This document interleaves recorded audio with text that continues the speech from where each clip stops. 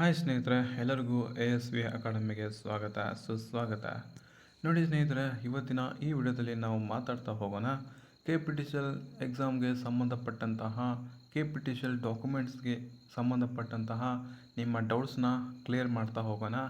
ನೀವು ಏನೇನು ಡಾಕ್ಯುಮೆಂಟ್ಸ್ ಎಲ್ಲ ಡೌಟ್ಸ್ ಕೇಳಿದಿರಾ ಅದನ್ನು ನಾನು ಪಾರ್ಟ್ 1ನಲ್ಲಿ ಏನೇನು ಡಾಕ್ಯುಮೆಂಟ್ಸ್ ಬಗ್ಗೆ ಮಾಹಿತಿ ಇರಬೇಕು ಅದೆಲ್ಲ ನಿಮಗೆ ಕೊಟ್ಟಿದ್ದೀನಿ. ಅದನ್ನು ಬಿಟ್ಟು ನೀವು ಏನೇನು ಡೌಟ್ಸ್ನ ಕಮೆಂಟ್ ಮಾಡಿದ್ದೀರಲ್ಲ, ಲೈವ್ ಕ್ಲಾಸಲ್ಲಿ ಸಂಜೆ 7 ಗಂಟೆಗೆ ಲೈವ್ ಕ್ಲಾಸ್ ಬರ್ತಿರ್ತೀನಿ ಸ್ನೇಹಿತರೆ.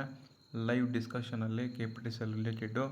ಆವಾಗ ನೀವು ಕ್ವಶನ್ ಕೇಳಿದಂಥದ್ದೆಲ್ಲ ಎತ್ಕೊಂಬಂದುಬಿಟ್ಟು ಆನ್ಸರನ್ನು ಮಾಡ್ತಾ ಹೋಗ್ತಿರ್ತೀನಿ. ನೋಡಿ ಸ್ನೇಹಿತರೆ, ಯಾರು ಜಾಯ್ನ್ ಆಗಿಲ್ಲ ಲೈವ್ ಕ್ಲಾಸ್ಗೆ, ಎಲ್ಲರೂ ಜಾಯ್ನ್ ಆಗ್ತಾ ಬನ್ನಿ. 2 ದಿನಕ್ಕೆ ಒಂದು ಸತಿ ಅಥವಾ ಫ್ರೀ ಆದಾಗ ಡೈಲಿ ಒಂದೊಂದು ದಿನ ಒಂದೊಂದು ಗಂಟೆ ನಿಮ್ಮ ಜೊತೆ ಮಾತಾಡ್ತಾ ಹೋಗೋಣ. ಸೊ ಬನ್ನಿ ಸ್ನೇಹಿತರೆ, ಹಾಗಿದ್ರೆ ನೀವು ಕೇಳಿದಂತಹ ಕ್ವಶನನ್ನು ಆನ್ಸರ್ ಮಾಡೋಣ. ಈಗ ಇಂಟ್ರೊಡಕ್ಷನ್ ಹೇಳಿಬಿಡ್ತೀನಿ ಫಸ್ಟ್ಗೆ. ಈ ವಿಡಿಯೋದಲ್ಲಿ ಏನೇನಿರ್ತದೆ, ಆಮೇಲೆ ನೀವು ಸುಮ್ಮನೆ ಕೆಟ್ಟದಾಗ ಕಮೆಂಟ್ ಮಾಡೋದು ಇರಲ್ಲ, ನಾನು ನಿಮಗೇನು ಹೇಳೋದಿರಲ್ಲ. ವಿಡಿಯೋ ಅಲ್ಲಿ ಏನಿರ್ತದೆ ತಮ್ನೇಲಲ್ಲೂ ಅದೇ ಇರ್ತದೆ, ಮೇಲ್ಗಡೆ ಪೋಸ್ಟರಲ್ಲಿ ಏನು ಕಾಣುತ್ತೋ ವಿಡಿಯೋಲ್ಲೂ ಅದೇ ಇರ್ತದೆ. ಯಾವುದೇ ರೀತಿ ಫೇಕ್ ಇನ್ಫಾರ್ಮೇಷನ್ ಇರಲ್ಲ. ನಮ್ಮ ಫೇಕ್ ಇನ್ಫಾರ್ಮೇಷನ್ ನಮ್ಮ ಚಾನಲಲ್ಲಿ ಸಿಗಲ್ಲ. ಇದು ನಿಮಗೆ ಗೊತ್ತಿರಲಿ ಮೊದಲದಾಗಿ. ಹಾಗಾದರೆ ಈ ವಿಡಿಯೋದಲ್ಲಿ ನೋಡ್ತಾ ಹೋಗೋಣ. ಕಿರಿಯ ಸ್ಟೇಷನ್ ಪರಿಚಾರಕ ಹುದ್ದೆ. ಈಗ ಏನಂತ ಕರಿತೀವಿ ನಾವು, ಪವರ್ ಮ್ಯಾನ ಮತ್ತು ಸ್ಟೇಷನ್ ಅಟೆಂಡೆಂಟ್. ಇವ್ರ ಕೆಲಸ ಏನಿರ್ತದೆ ಸ್ನೇಹಿತರೆ KPTCLಲ್ಲಿ, ಇವ್ರ ಜವಾಬ್ದಾರಿಗಳೇನು, ಕೆಲಸಗಳೇನು ಅಂತ ಹೇಳಿ ಅಂತ ತುಂಬ ಜನ ಕಮೆಂಟ್ ಮಾಡ್ತಿರ್ತೀರಿ. ಸೊ ಅವ್ರಿಗಾಗಿ ಇದು ವಿಡಿಯೋ ಆಗಿರ್ತದೆ. ಮತ್ತು ಈಗ ಇನ್ಕಮ್ ಕಾಸ್ಟ್ಗೆ ಸಂಬಂಧಪಟ್ಟಂತಹ ಡೇಟ್ಸ್ ಏನಿರಬೇಕು ಸರ್ ಅಂತೇಳಿ ತುಂಬ ಜನ ಕೇಳಿದ್ರಿ ಕ್ವಶನ ಲೈವ್ ಕ್ಲಾಸಲ್ಲಿ ಮತ್ತು ಕಮೆಂಟ್ಸ್ ಬಾಕ್ಸಲ್ಲಿ. ಆ ಇನ್ಕಮ್ ಕಾಸ್ಟಿಗೆ ಸಂಬಂಧಪಟ್ಟಂಥ ಇವತ್ತು ಡಾಕ್ಯುಮೆಂಟ್ಸ್ನ ಕ್ಲಿಯರ್ ಮಾಡೋಣ. ಮತ್ತು ಈ ಹುದ್ದೆಗಳ ಜವಾಬ್ದಾರಿ ಏನಿರ್ತದೆ, ಕೆಲಸ ಏನಿರ್ತದೆ ಅದನ್ನು ಮುಗಿಸೋಣ ಸ್ನೇಹಿತರೆ. ಈ ವಿಡಿಯೋದಲ್ಲಿ ಇಷ್ಟೇ ಇರ್ತದೆ. ಯಾರಿಗೆ ಇಂಟ್ರೆಸ್ಟ್ ಇದೆಯೋ ಅವ್ರು ಮಾತ್ರ ಕಂಟಿನ್ಯೂ ಮಾಡ್ಬೋದು, ಇಂಟ್ರೆಸ್ಟ್ ಇಲ್ಲದವರು ಇಲ್ಲಿಗೆ ಬಿಟ್ಟು ಹೋಗಬಹುದು. ನೆಕ್ಸ್ಟ್ ಹೋಗೋಣ ಸ್ನೇಹಿತರೆ. ಇವಾಗ ಕಿರಿಯ ಸ್ಟೇಷನ್ ಪರಿಚಾರಕರ ಹುದ್ದೆ ಇಲ್ಲಿದೆ ನೋಡಿ ಸ್ನೇಹಿತರೆ. ಕಿರಿಯ ಸ್ಟೇಷನ್ ಪರಿಚಾರಕರ ಹುದ್ದೆ ಕೆಲಸ ಏನು, ಜವಾಬ್ದಾರಿ ಏನು, ಇದು ಅಫಿಷಿಯಲ್ ಮಾಹಿತಿ ಇರ್ತದೆ ಸ್ನೇಹಿತರೆ. KPTCL ವೆಬ್ಸೈಟಲ್ಲಿ ಕೂಡ ನಿಮಗೆ ಸಿಗ್ತದೆ, KPTCL ನೋಟಿಫಿಕೇಷನಲ್ಲಿ ಕೂಡ ಸಿಗ್ತದೆ. ಇದನ್ನ ನೋಡಿಬಿಟ್ಟು ನೀವು ತೆಗೆಸ್ಕೊಳ್ಬೋದು, ಆರಾಮಾಗಿ ನೋಡ್ಕೋಬೋದು. ವಿದ್ಯುತ್ ಗೋಪುರ ಹಾಗೂ ಕಂಬಗಳನ್ನು ಹತ್ತುವುದು. ಅಂದರೆ ನೀವು ಕಂಬಗಳನ್ನ ಹತ್ತಬೇಕು ಸ್ನೇಹಿತರೆ. ಅವ್ರು ಏನೇ ಕೆಲಸ ಹೇಳಿ, ಅವ್ರು ದೊಡ್ಡ ಆಫೀಸರ್ಸ್ಗಳು ಆ ಕೆಲಸನ ನೀವೆಲ್ಲ ಕರೆಕ್ಟಾಗಿ ಮಾಡಬೇಕು. ಕಂಬಗಳನ್ನ ಹತ್ತಬೇಕು, ಕಂಬಗಳನ್ನ ತೆಗಿಬೇಕು, ಕಂಬಗಳನ್ನ ನೀವೇ ಹೂತು ಹಾಕಬೇಕು. ಆಮೇಲೆ ಏನೇ ಕೆಲಸ ವಿದ್ಯುತ್ಗೆ ಸಂಬಂಧಪಟ್ಟಂಥ ಏನೇ ಕೆಲಸ ಬಂದರೂ ನೀವು ಮಾಡ್ತಾ ಹೋಗಬೇಕು. ಇದು ಗ್ರೂಪ್ D ಆಗಿರ್ತದೆ ಸ್ನೇಹಿತರೆ. ಹಾಗೆ ವಿದ್ಯುತ್ ಕಂಬಗಳನ್ನು ನಡುವಿಕೆ ಅಂದರೆ ನೆಡ್ತಿರಲ್ಲ, ಇವಾಗ ಹಾಕ್ತಿರಲ್ಲ ಗುಂಡಿ ತೆಗೆದು. ನೋಡಿ, ಗುಂಡಿ ತೆಗೆಯೋರು ನೀವೇ, ಕಂಬಗಳನ್ನು ಪೂರೈಕೆ ಮಾಡೋರು ನೀವೇ, ಮತ್ತು ಸ್ಟೇಷನ್ ಸ್ವಚ್ಛತೆ ಮಾಡೋರು ನೀವೇ, ಕ್ಲೀನಿಂಗ್ ಮಾಡೋರು ನೀವೇ, ಮತ್ತು ಕೇಬಲ್ ಉಪಕರಣಗಳ ಸ್ವಚ್ಛತೆಯನ್ನು ಮಾಡೋರು ನೀವೇ, ಟ್ರಾನ್ಸ್ಫಾರ್ಮ್ ಅಥವಾ ಸ್ಟೇಷನ್ ಈ ಆವರಣದಲ್ಲಿ ಹುಲ್ಲುಗಳನ್ನು ಕತ್ತರಿಸೋದು ನೀವೇ. ಸೊ ನೋಡಿ ಸ್ನೇಹಿತರೆ, ಎಲ್ಲ ರೀತಿ ನೀವೇ ಕೆಲಸ ಮಾಡಬೇಕು. ಯಾವುದೇ ರೀತಿ ಈಗ ಎಕ್ಸಾಂಪಲ್ ತಗೊಳ್ಳಿ, ಯಾವುದೇ ರೀತಿ ಪ್ಯಾರಾಮಿಲಿಟ್ರಿ ಫೋರ್ಸಲ್ಲಿ ಅಡುಗೆ ಮಾಡೋರಿಗೆ ಒಂದು ಪೋಸ್ಟ್ ಬೇರೆ ಇರ್ತದೆ, ಮತ್ತು ಕಟಿಂಗ್ ಮಾಡೋರಿಗೆ ಅದು ಪೋಸ್ಟ್ ಬೇರೆ, ಮತ್ತು ಹುಲ್ಲು ಕತ್ತರಿಸೋರಿಗೆ ಅದು ಪೋಸ್ಟ್ ಬೇರೆ ಅಂತೇಳಿ ರಿಕ್ರೂಟ್ಮೆಂಟ್ ಇರ್ತವೆ. ಅವಕ್ಕೆಲ್ಲ ಟ್ರೇಡ್ಸ್ಮ್ಯಾನ್ ಅಂತ ಕರಿತೀವಿ ನಾವು. ಬಟ್ ಇದರಲ್ಲಿ ಏನಿರಲ್ಲ, ನೀವೇ ಎಲ್ಲ ಮಾಡಬೇಕಾಗ್ತದೆ. ಕಿರಿಯ ಸ್ಟೇಷನ್ ಪರಿಚಾರಕರ ಹುದ್ದೆ, ಇಲ್ಲಿ ನೀವೇ ಎಲ್ಲ ಮಾಡ್ತಾ ಹೋಗಬೇಕು. ಸ್ವಚ್ಛ ಅದೊಂದು ನಿಮ್ಮ ಡಿಪಾರ್ಟ್ಮೆಂಟ್ ಸ್ನೇಹಿತರೆ, ಅದು ನಿಮ್ಮ ಕೆಲಸ, ನಿಮ್ಮ ಕರ್ತವ್ಯ ಆಗಿರ್ತದೆ, ಮಾಡಲೇಬೇಕು. ಸ್ಟೇಷನ್ನ ಕಾರ್ಯನಿರ್ವಹಣೆ ಬಗ್ಗೆ ಪಾಳೆ ಬಂದಾಗ ನೋಡಿ, ಪಾಳೆ ಹಚ್ಚಿರ್ತಾರೆ. ಆ ಪಾಳೆ ಬಂದಂತಹ ಸಿಬ್ಬಂದಿ ಮತ್ತು ಇತರೆ ಸಿಬ್ಬಂದಿಗಳು ಸಹಾಯ ಮಾಡಬೇಕು. ಒಬ್ರಿಗೊಬ್ರು ಸಹಾಯ ಮಾಡಿಕೊಂಡು ಇಡೀ ಎಲ್ಲ ಸ್ವಚ್ಛತೆ, ಕ್ಲೀನಿಂಗು, ಕಂಬಗಳನ್ನ ಹುಗಿಯೋದಾಗಲಿ ಏನೇ ಇದ್ದರೂ ಸ್ನೇಹಿತರೆ ಎಲ್ಲ ಒಟ್ಟುಗೂಡಿಸಿ ಮಾಡ್ಕೋಬೋದು ನೀವು. ನೆಕ್ಸ್ಟ್, ಅವಶ್ಯಕತೆ ಇದ್ದಲ್ಲಿ ಭಾರದ ವಸ್ತುಗಳನ್ನು ಹೊರುವುದು. ತುಂಬ ದೊಡ್ಡ ಕೆಲಸ ಇರ್ತಾವಲ್ಲ ಸ್ನೇಹಿತರೆ. ಅಂದರೆ ಗ್ರೂಪ್ D ಅಂದರೆ ತುಂಬ ಹೆವಿ ಕೆಲಸ. ಅಂದರೆ ಈ ದೊಡ್ಡ ಭಾರವಾದ ವಸ್ತುಗಳು, ಲೈಟ್ ಕಂಬ ಆಗಿರ್ಬೋದು, ಆ ಥರದ್ದೆಲ್ಲ ನೀವು ಹೊರಬೇಕಾಗ್ತದೆ ತುಂಬ ಜನ ಸಿಬ್ಬಂದಿಗಳು ಕೂಡಿ. TNP ಸಾಮಗ್ರಿ ನಿರ್ವಹಣೆ ಅಲ್ಲದೆ ಶಾಖೆಯ ಮುಖ್ಯಸ್ಥರು ನಿಗಮದ ಹಿತದೃಷ್ಟಿಯಿಂದ ವಹಿಸುವಂತಹ ಅವರು ಏನೇನು ವಹಿಸ್ತಾರಲ್ಲ, ಅದು ಯಾವುದೇ ಕೆಲಸನೂ ನೀವು ತಿರಸ್ಕರಿಸುವಂತಿಲ್ಲ. ಯಾವುದೇ ಕೆಲಸವನ್ನು ನೀವು ಆರಾಮಾಗಿ ಮಾಡಬಹುದು ಸ್ನೇಹಿತರೆ. ಮಾಡಲೇಬೇಕು, ಯಾಕಂದರೆ ಏನೋ ರೀಸನ್ ಹೇಳೋಕ್ಕಾಗಂಗಿಲ್ಲ. ಓಕೆ, ನೆಕ್ಸ್ಟ್ ಹೋಗೋಣ ಮುಂದಿನ ಸ್ಲೈಡಿಗೆ. ನೆಕ್ಸ್ಟ್ ಕ್ವಶನ್ ಏನು ಕೇಳ್ತಿದ್ದೀರಿ ಸ್ನೇಹಿತರೆ ಅಂತಂದರೆ, ಇನ್ಕಮ್ ಕ್ಯಾಸ್ಟ್. ಈ ಇನ್ಕಮ್ ಕ್ಯಾಸ್ಟ್ ಅನ್ನುವಂಥದ್ದು ಎಲ್ಲರಿಗೂ ದೊಡ್ಡ ತಲೆನೋವು ಸ್ನೇಹಿತರೆ. ಇದರಲ್ಲಿ ತುಂಬ ಜನ ಕ್ವಶನ್ ಕೇಳಿದ್ರಿ, ಡೇಟ್ ಇರಲೇಬೇಕಾ, ಅವ್ರು ಕೇಳಿದಂತಹ ಡೇಟ್ಸ್ಗಳು ಇರಲೇಬೇಕಾ? ಇರಲೇಬೇಕು ಸ್ನೇಹಿತರೆ, ಯಾಕಂದರೆ ಅವರು ಮೆನ್ಷನ್ ಮಾಡಿರ್ತಾರಲ್ಲ ಪರ್ಟಿಕ್ಯುಲರು ಕ್ರೂಷಿಯಲ್ ಡೇಟ್ ಅಂತ ಕರಿತೀವಿ. ಆ ಡೇಟ್ ಏನಾದರೂ ನೀವು ಮೀರಿತಂದರೆ ಸ್ವಲ್ಪ ನಿಮಗೆ ಡಾಕ್ಯುಮೆಂಟ್ಸ್ ವೆರಿಫಿಕೇಷನಲ್ಲಿ ಪ್ರಾಬ್ಲಮ್ ಆಗ್ಬೋದು.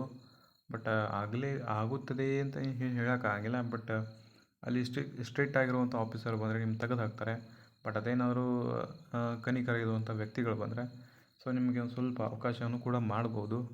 ಹಾಗಾಗಿ ಇವತ್ತು ನೋಡೋಣ ಕ್ರೂಷಿಯಲ್ ಡೇಟ್ ಏನು, ಯಾವ ಡೇಟಿಗೆ ನೀವು ತೆಗ್ಸಿರ್ಬೇಕು ಇನ್ಕಮ್ ಕ್ಯಾಸ್ಟು, ಕ್ಯಾಸ್ಟ್ ಸರ್ಟಿಫಿಕೇಟ್ ಎಲ್ಲ ಹೆಂಗೆ ತೆಗ್ಸಿರ್ಬೇಕು, ಏನೇನು ಸಮಾಚಾರ ಅಂತ ನೋಡ್ತಾ ಹೋಗೋಣ. ಇದು ಏನಾಗಿರ್ತದೆ ಅಂದರೆ ಸ್ನೇಹಿತರೆ, ಎರಡನೇ ಕ್ವಶನ್ ಆಗಿರ್ತದೆ. ಸೊ ನೋಡೋಣ, ಇಲ್ಲಿ ನೋಡೋಣ. ಈಗಾಗಲೇ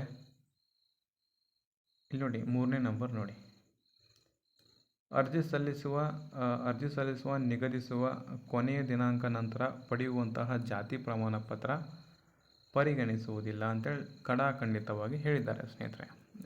ಇಲ್ಲಿ ನಿಗದಿಪಡಿಸಿರ್ತಾರೆ, ಒಂದು ಡೇಟನ್ನು ನಿಗದಿಪಡಿಸಿರ್ತಾರೆ. ಆ ಡೇಟ್ ಯಾವುದು ಅಂತೇಳಿ ಹೇಳ್ತೀನಿ, ನೆಕ್ಸ್ಟ್ ಹೇಳ್ತೀನಿ. ಆ ಡೇಟಿಗೆ ಒಳಗಡೆ ನೀವು ತೆಗ್ಸಿರಬೇಕು. ಅಕಸ್ಮಾತ್ ತೆಗ್ಸಿಲ್ಲ ಅಂತಂದರೆ ಗೊತ್ತಲ್ಲ, ಸೊ ಪ್ರಾಬ್ಲಮ್ ಆಗ್ಬೋದು ಅಂತೇಳಿ ಹೇಳಿದ್ದಾರೆ. ನೋಡಿ, ಮೂಲ ದಾಖಲೆ ಇಲ್ಲಿ 4ನೇ ನಂಬರ್ ನೋಡಿ ಸ್ನೇಹಿತರೆ, ಇದನ್ನು ನೋಡ್ತಾ ಹೋಗಿ ಈ ಲೈನನ್ನು. ಮೂಲ ದಾಖಲಾತಿ ಪರಿಶೀಲನಾ ಸಮಯದಲ್ಲಿ ಅಂದರೆ ಡಾಕ್ಯುಮೆಂಟ್ ವೆರಿಫಿಕೇಷನ್ ಸಂದರ್ಭದಲ್ಲಿ ಆನ್ಲೈನ್ ಅರ್ಜಿಯೊಂದಿಗೆ ಕೋರಿರುವ ಎಲ್ಲ ಮೀಸಲಾತಿಗಳು. ಈಗ ಎಕ್ಸಾಂಪಲ್ ಎಲ್ಲರಿಗೂ ನಿಮಗೆ ಬರುವಂಥ ಡೌಟ್ಸ್ಗಳನ್ನ ಸಾಲ್ವ್ ಮಾಡ್ತೀನಿ. ಹಾಗೂ ಮೇಲೆ ನೀವು ಡೌಟ್ಸ್ ಇದ್ದರೆ ಕಮೆಂಟ್ ಬಾಕ್ಸ್ ಇದ್ದೇ ಇದೆ. ನೋಡಿ, ನಾನು ಇವಾಗ ನಂದೇನು ರಿಸರ್ವೇಷನ್ ಇಲ್ಲ, ಕನ್ನಡ ಮಾಧ್ಯಮ ಗ್ರಾಮೀಣ ಮಾಧ್ಯಮ ಇಲ್ಲ, ಅಂದರೂ ನಾನು ಹಾಕಿದ್ದೀನಿ. ಬಟ್ ನಾನು ಅಪ್ಲಿಕೇಶನ್ ಹಾಕುವಾಗ ನಾನು ಹಾಕಿದ್ದೀನಿ. ಬಟ್ ಇವಾಗ ನನ್ನ ಹತ್ರ ಇಲ್ಲ, ನಾನು ಇಂಗ್ಲೀಷ್ ಮೀಡಿಯಮಲ್ಲಿ ಕಲ್ತಿದ್ದೀನಿ. ಇವಾಗ ಏನು ಮಾಡಬೇಕು ಅಂತ ತುಂಬ ಜನ ಕೇಳಿದರು ನಂಗೆ ಲೈವ್ ಕ್ಲಾಸಲ್ಲಿ ಕೇಳಿದ್ರಿ. ಅದಕ್ಕಾಗಿ ನಾನು ಸಾಲ್ವ್ ಮಾಡ್ತಿರ್ತೀನಿ ಸ್ನೇಹಿತರೆ. ಯೂಸ್ಫುಲ್ ಕಂಟೆಂಟ್ ಇರ್ತದೆ, ಯಾವತ್ತೂ ಮಾಡ್ಕೋಬೇಡಿ. ಕಂಟೆಂಟ್ ಏನಾದರೂ ಇಷ್ಟ ಆಗ್ತಿದ್ರೆ ಲೈಕನ್ನು ಮಾಡಿ, ಇನ್ನಷ್ಟು ಜನಕ್ಕೆ ಹೋಗುತ್ತೆ. ನೋಡಿ ಸ್ನೇಹಿತರೆ, ನಿಮ್ಮದು ಹಾಕೋ ಒಂಥರ ಮತ್ತು ಹಾಕದೇ ಇದ್ದಾಗ ಒಂಥರ, ಅಲ್ಲಿ ಡಾಕ್ಯುಮೆಂಟ್ ವೆರಿಫಿಕೇಷನ್ ಹೋದಾಗ ಒಂಥರ ಇತ್ತಂದರೆ ಡೈರೆಕ್ಟಾಗಿ ರಿಜೆಕ್ಟ್ ಮಾಡ್ತಾರೆ. ಬಟ್ ಅಲ್ಲಿ ಆಫೀಸರ್ಸ್ ಮೇಲೆ ಡಿಪೆಂಡ್ ಆಗ್ತದೆ. ಇನ್ನೊಂದು ಯಾರೋ ಒಬ್ಬರು ಕೇಳಿದ್ರಿ ಕ್ವಶನ್ಸ್ ಏನಂತಂದರೆ, ಸರ್ ನಂದು ವಿಜಯಪುರ, ನಾನು ಮಿಸ್ ಆಗಿ ಏನು ಹಾಕಿದ್ದೀನಿ ಅಂತಂದರೆ ವಿಜಯನಗರ ಹಾಕಿದ್ದೀನಿ.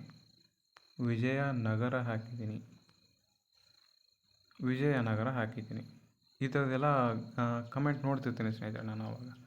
ಸೊ ಅದಕ್ಕಾಗಿ ನೀವು ಯಾವುದೇ ಕಾರಣಕ್ಕೂ ಅಪ್ಲಿಕೇಶನ್ ಆಗೋ ಟೈಮ್ದಲ್ಲಿ ಯಾವುದೇ ರೀತಿ ತಪ್ಪನ್ನು ಮಾಡೋಕ್ಕೆ ಹೋಗಬೇಡಿ ಸ್ನೇಹಿತರೆ. ತಪ್ಪನ್ನು ಮಾಡಬಾರ್ದು. ನೀವೇ ಮುಂದೆ ನಿಂತ್ಕೊಂಡು ಅಪ್ಲಿಕೇಶನ್ ಹಾಕಬೇಕು. ಯಾಕಂದರೆ ಓದೋಕ್ಕೆ ತುಂಬ ಟೈಮ್ ತೊಗೊಂತೀರ, ಆಮೇಲೆ ಕಷ್ಟಪಡೋಕ್ಕೆ ತುಂಬ ಟೈಮ್ ತೊಗೊಂತೀರ. ಬಟ್ ಅಲ್ಲಿ ಅಪ್ಲಿಕೇಶನ್ ಹಾಕೋಕ್ಕೆ ಒಂದು ಅರ್ಧ ಗಂಟೆ ಟೈಮ್ ಕೊಟ್ಟರು ಸಾಕು, ಕರೆಕ್ಟಾಗಿ ಯಾವುದೇ ರೀತಿ ಹುದ್ದೆಯಿಂದ ಮಿಸ್ ಆಗೋಲ್ಲ. ಸೊ ನೀವು ಇಂಥ ಟೈಮ್ದಲ್ಲಿ ಡಾಕ್ಯುಮೆಂಟ್ ವೆರಿಫಿಕೇಷನ್ ತನಕ ಬಂದ್ರಿ, ಕೊನೆಯದಾಗಿ ಇದನ್ನು ಈ ಕಾರಣದಿಂದ ನಿಮ್ಗೆ ರಿಜೆಕ್ಟ್ ಮಾಡಿಬಿಟ್ರೆ ಅಂದರೆ ಅವಾಗ ಏನು ಮಾಡ್ತೀರಾ, ಎಲ್ಲಿ ಹೋಗಿ ಕೇಳ್ತೀರಾ, ಎಲ್ಲಿ ಹೋಗಿ ನಿಮ್ಮ ಅಳಲನ್ನು ತೊಡ್ಕೊತೀರಾ ಅಂತ ಕೇಳೋದು ಸ್ನೇಹಿತರೆ. ಅಪ್ಲಿಕೇಶನ್ ಹಾಕುವಂಥ ಸಂದರ್ಭದಲ್ಲಿ ಕರೆಕ್ಟಾಗಿ ಹಾಕಿ. ಬಟ್ ಈ ಥರ ಮಿಸ್ಟೇಕ್ ಮಾಡಿದಾರಲ್ಲ, ಇವ್ರಿಗೇನು ಹೇಳಬೇಕು ನಾನು ಅಂತಂದರೆ, ಒಂದು ಸೊಲ್ಯೂಷನ್ ಇದ್ದೇ ಇರ್ತದೆ ಪ್ರಶ್ನೆ ಅಂದಮೇಲೆ. ಸೊ ನನ್ನ ಕಡೆಯಿಂದ ನಿಮ್ಗೆ ಏನಾದರೂ ಸೊಲ್ಯೂಷನ್ ಇತ್ತಂದರೆ, ನಿಮಗೇನೋ 1:5 ನಿಮಗೆ ಕರೀತಾರೆ ಫಿಸಿಕಲಲ್ಲಿ ಕರೀತಾರೆ ಸ್ನೇಹಿತರೆ. ಫಿಸಿಕಲ್ಗೆ ಕರೆದಾಗ ನಿಮಗೆ ಅಲ್ಲಿ ಒಂದು ಸ್ವಲ್ಪ ರಿಕ್ವೆಸ್ಟ್ ಮಾಡ್ಕೋಬೇಕು ನೀವು. ಫಿಸಿಕಲ್ ಟೈಮ್ದಲ್ಲಿ ರಿಕ್ವೆಸ್ಟ್ ಮಾಡ್ಕೊಂಡಾಗ ನಿಮ್ದು ಈ ಥರ ಪ್ರಾಬ್ಲಮ್ ಆಗಿದೆ ನೋಡಿ ಸರ್, ಈ ಥರ ಪ್ರಾಬ್ಲಮ್ ಆಗಿದೆ ಅಂತೇಳಿ ದೊಡ್ಡ ಆಫೀಸರ್ಸ್ಗೆ ಹೇಳಿದರೆ ಅವರು ನಿಮ್ಮ ಕಷ್ಟಗಳನ್ನು ಪರಿಹಾರ ಮಾಡ್ತಾರೆ. ಅಕಸ್ಮಾತ್ ಒಳ್ಳೆಯವರಿದ್ದರೆ ಪರಿಹಾರ ಮಾಡ್ಬೋದು. ಬಟ್ ಸ್ಟ್ರಿಕ್ಟ್ ಆಫೀಸರ್ ಇದ್ದರೆ ತುಂಬ ರೂಡಾಗಿ ಬಿಹೇವ್ ಮಾಡ್ತಾರೆ, ಅದು ಕೂಡ ನೆನಪಲ್ಲಿರಲಿ. ಅದಕ್ಕೆ ಮಾಡುವಂಥ ಸಂದರ್ಭದಲ್ಲಿ ಫಸ್ಟಿಗೆ ನೀವು ಎಚ್ಚರ ವಹಿಸ್ಕೋಬೇಕು. ಇದೊಂದು ನನ್ನ ಕಡೆ ಸಲಹೆ. ಫಿಸಿಕಲ್ಗೆ ಹೋದಾಗ ನಿಮ್ಗೆ ಆಗ್ತಿತ್ತಂದರೆ ಟ್ರೈ ಮಾಡಿ. ಅಷ್ಟು ಮೀರಿ ನಿಮಗೆ ಅದು ಆಗಲಿಲ್ಲ ಅಂತಂದರೆ ಮುಂದೆ ಡಾಕ್ಯುಮೆಂಟ್ ವೆರಿಫಿಕೇಷನ್ ಇದ್ದೇ ಇದೆ, ಅಲ್ಲಿವರೆಗೂ ಯಾವುದೇ ರೀತಿ ಪ್ರಯತ್ನವನ್ನು ಬಿಡೋಕ್ಕೆ ಹೋಗಬೇಡಿ. ಪ್ರಯತ್ನ ಮಾಡಿ. ಡಾಕ್ಯುಮೆಂಟ್ ಸಂದರ್ಭದಲ್ಲಿ ಅಲ್ಲಿ ಕೂಡ ರಿಕ್ವೆಸ್ಟನ್ನು ಮಾಡ್ಕೊಳ್ಳಿ. ಸರ್ ಹಿಂಗೀಗ ಈ ಥರ ಆಗಿದೆ ಸರ್, ಒಂದೇ ಒಂದು ಪ್ರಾಬ್ಲಮ್ ಏನಿಲ್ಲ ಅಂತಂದ್ರೆ ಈ ಥರದ್ದು ಏನೇ ರಿಕ್ವೆಸ್ಟ್ ಮಾಡ್ಕೊಂಡ್ರೆ ಅವರು ಬಿಡುವಂಥ ಸಾಧ್ಯತೆ ಇದೆ. ಇಲ್ಲ ಅಂತಂದರೆ ಡೈರೆಕ್ಟಾಗಿ ಏನು ಮಾಡ್ತಾರೆ ಅಂದರೆ ಸ್ನೇಹಿತರೆ, ಡೈರೆಕ್ಟಾಗಿ ಏನು ಮಾಡ್ತಾರೆ, ಡೈರೆಕ್ಟಾಗಿ ರಿಜೆಕ್ಟ್ ಮಾಡ್ತಾರೆ. ಓಕೆ, ಇದಿಷ್ಟು ಮಾಹಿತಿ ಆಗಿತ್ತು ಅರ್ಜಿ ಸಲ್ಲಿಸುವುದರ ಬಗ್ಗೆ. ಹಾಗಿದ್ರೆ ಡೇಟ್ ಯಾವುದು ಕೇಳಿದ್ದಾರೆ, ಈ ಜಾತಿ ಪ್ರಮಾಣ ಪತ್ರಕ್ಕೆ ಡೇಟ್ ಯಾವುದು ಕೇಳಿದೆ ಅಂತ ನೋಡೋಣ. ಇಲ್ಲಿದೆ ನೋಡಿ ಸ್ನೇಹಿತರೆ, ಇವೆಲ್ಲ ನೋಡ್ಬೋದು. ಪ್ರಾರಂಭಿಕ ದಿನಾಂಕ ಅಪ್ಲಿಕೇಶನ್ ಹಾಕುವಂಥ ಡೇಟು 21/10/2024 ಆಗಿರ್ತದೆ. ಬಟ್ ಅರ್ಜಿ ಸಲ್ಲಿಸುವಂಥ ಕೊನೆಯ ದಿನಾಂಕ 20/10/2024 ಆಗಿರ್ತದೆ. ಬಟ್ ಶುಲ್ಕವನ್ನು ಪಾವತಿಸುವಂಥದ್ದು 25/11/2025 ಆಗಿರ್ತದೆ. 25/11/2025 ಆಗಿರ್ತದೆ. ಇದು ನಿಮ್ಮ ಕೊನೆಯ ದಿನಾಂಕ ಆಗಿರ್ತದೆ ಸ್ನೇಹಿತರೆ. ಈ ಕೊನೆಯ ದಿನಾಂಕದ ಒಳಗಡೆ ನಿಮ್ಮದು ಎಲ್ಲ ಡಾಕ್ಯುಮೆಂಟ್ಸ್ಗಳು ಕರೆಕ್ಟಾಗಿ ರೆಡಿಯಾಗಿ ಇರಬೇಕು. ಈ ಡಾಕ್ಯುಮೆಂಟ್ಸ್ ಕಾಣ್ತಿದೆಯಲ್ಲ, ಇದು 20 ಸ್ನೇಹಿತರೆ, 20/11/2024 ಸ್ನೇಹಿತರೆ. ಈ ಡೇಟ್ ಒಳಗಡೆ ನಿಮ್ಮದೆಲ್ಲ ಡಾಕ್ಯುಮೆಂಟ್ಸ್ ಎಲ್ಲ ರೆಡಿಯಾಗಿರಬೇಕು ಅಂತ ಹೇಳ್ತಿದ್ದಾರೆ ಅವರು.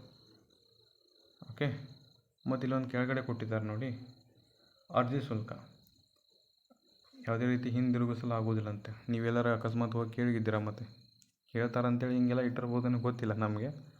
ಬಟ್ ಯಾವುದೇ ಕಾರಣಕ್ಕೂ ಹಿಂದಿರುಗಿಸಲಾಗಲ್ಲ ಅಂತೇಳಿ. ನಿಮ್ದೇನು 614 ಏನೋ ಕಟ್ಟಿರ್ತೀರಲ್ಲ ಫೀಸು, ವಾಪಸ್ ಕೇಳಿದ್ರು ಕೊಡೋಂಗಿಲ್ಲ ಅಂತವರು. ಓಕೆ, ಅದನ್ನ ಹೇಳ್ತಾರೆ. ನೋಟಿಫಿಕೇಷನ್ ಎಲ್ಲ ಖಂಡಿತವಾಗಿ ಹೇಳ್ತಿರ್ತಾರೆ ಸ್ನೇಹಿತರೆ. ಅದ್ರ ಬಗ್ಗೆ ನೀವು ನೋಟಿಫಿಕೇಷನ್ ಕರೆಕ್ಟಾಗಿ ಓದ್ಕೊಬೇಕು. ನೆಕ್ಸ್ಟ್ ಲೈನ್ಗೆ ಹೋಗೋಣ. ಓಕೆ ಸ್ನೇಹಿತರೆ, ಇದಿಷ್ಟು ಇಂಪಾರ್ಟೆಂಟ್ ಆಗಿತ್ತು ಮಾಹಿತಿ. ಈ ಮಾಹಿತಿ ನಿಮಗೆ ಏನಾದರೂ ಇಷ್ಟ ಆಗಿದ್ದರೆ ಒಂದು ಲೈಕನ್ನು ಕೊಡಿ ಸ್ನೇಹಿತರೆ. ಮಾಹಿತಿ ಏನಾದರೂ ಇಷ್ಟ ಆಗಿದರೆ ಲೈಕ್ ಕೊಡಿ. ಮತ್ತು ನಿಮ್ದು ಏನಾದರೂ ಡೌಟ್ಸ್ ಇರ್ತಾರೆ, ಡಾಕ್ಯುಮೆಂಟ್ಸ್ ಆಗಲಿ ಅಥವಾ ಫಿಸಿಕಲ್ ಆಗಲಿ ಅಥವಾ ಏನೇ ಪ್ರಾಬ್ಲಮ್ ಆಗಲಿ, ನಿಮ್ಮದು ಕಮೆಂಟ್ ಬಾಕ್ಸ್ನಲ್ಲಿ ತಿಳಿಸೋದನ್ನು ಮರಿಬೇಡಿ ಸ್ನೇಹಿತರೆ. ಕಮೆಂಟ್ ಬಾಕ್ಸ್ ಇರೋದು ಯಾವುದಕ್ಕೆ, ನಿಮ್ಮ ಉಪಯೋಗಕ್ಕೆ. ಅದನ್ನು ಸದುಪಯೋಗ ಪಡಿಸ್ಕೊಂಡು ನಿಮ್ಮ ಕಮೆಂಟ್ಸಲ್ಲಿ ಏನೇ ಡೌಟ್ಸ್ ಇದ್ದರೂ ಕಮೆಂಟ್ ಮಾಡಿ. ಅದರ ಜೊತೆಗೆ ನಿಮ್ಮ ಸ್ಕೋರ್ ಏನಾದರೂ ಜಾಸ್ತಿ ಆಗಿತ್ತಂದರೆ ಅದನ್ನು ಕೂಡ ಕಮೆಂಟ್ ಮಾಡಿ, ಕಮ್ಮಿ ಇತ್ತಂದರೆ ಅದು ಕೂಡ ಕಮೆಂಟ್ ಮಾಡಿ. ನೋಡೋಣ ಸ್ನೇಹಿತರೆ, ಯಾರ್ಯಾರು ಏನೇನು ಕಮೆಂಟ್ ಮಾಡ್ತೀರ ಅಂತ ಅದನ್ನು ನೋಡ್ತಿರ್ತೀನಿ. ಹಾಗೆ ಇಷ್ಟ ಆದರೆ ಖಂಡಿತವಾಗಲೂ ಲೈಕನ್ನು ಮಾಡಿ. ಮತ್ತು ಇನ್ನೊಬ್ಬರಿಗೆ ಏನಾದರೂ ಶೇರ್ ಮಾಡ್ಕೋಬೇಕಂದ್ರೆ ಖಂಡಿತವಾಗಿ ಶೇರನ್ನು ಮಾಡ್ತಾ ಹೋಗಿ. ಇನ್ನೂ ಯಾರಾದರೂ ಚಾನಲ್ಗೆ ಹೊಸಬರಾಗಿದ್ದರೆ ಸಬ್ಸ್ಕ್ರೈಬ್ ಮಾಡ್ಕೊಂಡಿಲ್ಲ ಅಂದರೆ ಕೆಳಗಡೆ ಕಾಣ್ತಾ ಇರೋ ರೆಡ್ ಬಟನನ್ನು ಒತ್ತಿ ಸಬ್ಸ್ಕ್ರೈಬ್ ಮಾಡಿಕೊಳ್ಳಿ ಸ್ನೇಹಿತರೆ. ಸೊ ಇಲ್ಲಿಗೆ ಎಲ್ಲರಿಗೂ ಕೂಡ ಧನ್ಯವಾದಗಳು. ಮತ್ತೇನಾದರೂ ಡೌಟ್ಸ್ ಇದ್ದರೆ ಮುಂದಿನ ಡೌಟ್ ಸೆಷನೊಂದಿಗೆ ಬರೋಣ. KPTC related. ಮತ್ತು ನಿಮ್ಗೆ ಯಾವುದೇ ರೀತಿ BMTC ಆಗಲಿ ಅಥವಾ KS ಆಗಲಿ ಏನೇ ಪ್ರಾಬ್ಲಮ್ ಇದ್ದರೂ ಸ್ನೇಹಿತರೆ, ಡೌಟ್ಸಲ್ಲಿ ಕೆಳಗಡೆ ಕಮೆಂಟ್ ಮಾಡಿ ತಿಳಿಸಿ. ಅದರ ಬಗ್ಗೆ ನೆಕ್ಸ್ಟ್ ವಿಡಿಯೋನ ಮಾಡ್ತಾ ಹೋಗ್ತೀನಿ. ಸಾಧ್ಯವಾದರೆ ಅಲ್ಲಿ ಆನ್ಸರನ್ನು ಮಾಡ್ತೀನಿ. ಎಲ್ಲರಿಗೂ ಕೂಡ ಧನ್ಯವಾದಗಳು.